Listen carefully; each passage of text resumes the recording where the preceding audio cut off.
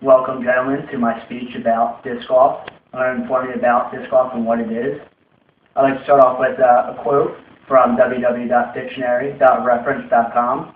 Golf, a noun, a game in which clubs with wooden or metal heads are used to hit a small white ball into a number of holes, usually 9 or 18 in succession, situated at various distances over a course having natural or artificial obstacles, the object being to get the ball into each hole with as few strokes as possible.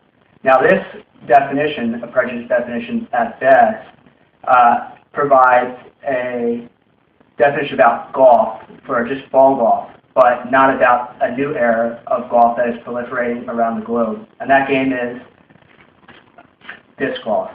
Now disc golf may be the predecessor of ball golf, but when the two are juxtaposed to each other, you can see that disc golf indeed has its own uniqueness.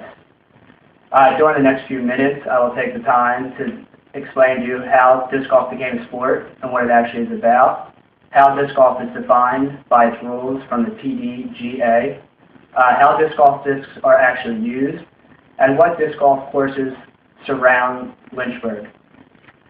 First, I'll start off with disc golf and the roots.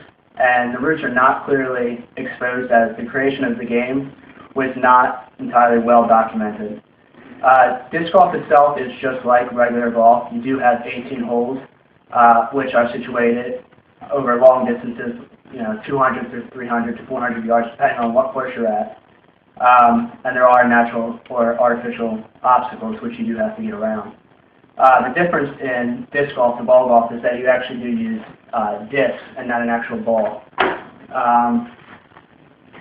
Now, to discuss the history of disc golf and how it's ambiguous, in 1926 was the first accounted thing or event of disc golf where young kids in middle school played disc golf with actually tin lids, but that was not documented until the 70s, so they can't actually pinpoint that time.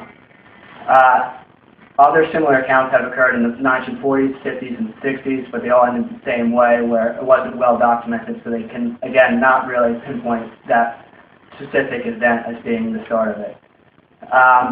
But the last event that did proliferate disc golf happened in Rochester, New York, where a league of people made disc golf and actually saw the momentum of disc golf. So they held an event called the American Flying Disc Open in 1974, where they presented a car to be won for the winner.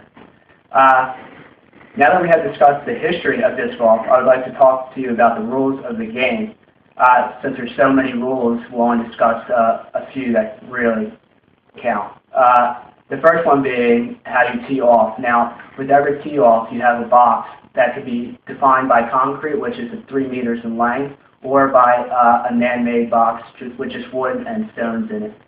When you're teeing off, you're allowed to start from the rear of the box, behind the 3 meters, start and run onto the pad and throw the disc, but you're not allowed to break the plane of the front of the box, or else you get penalized.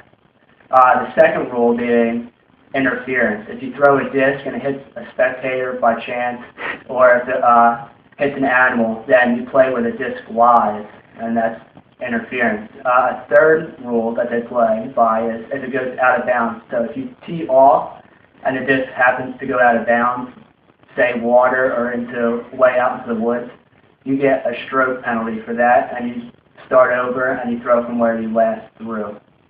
Now you may be wondering about the diversity of discs and what they do precisely. This is your drivers. This is what you use to start off with when you go to putt or when you go to drive. And these can go very far for professional. They can go 300 yards plus. So very long distances. After you throw the driver, you have what's called a mid-range disc. Mid-range disc. These can also go pretty far, 200 yards. This is what you approach your the basket with. Is this. Now, the final disc that you usually use is called a putter. And this is once you get close enough to the basket to score, you will putt this in, usually not long distances, maybe 25 yards or less, depending how good you are.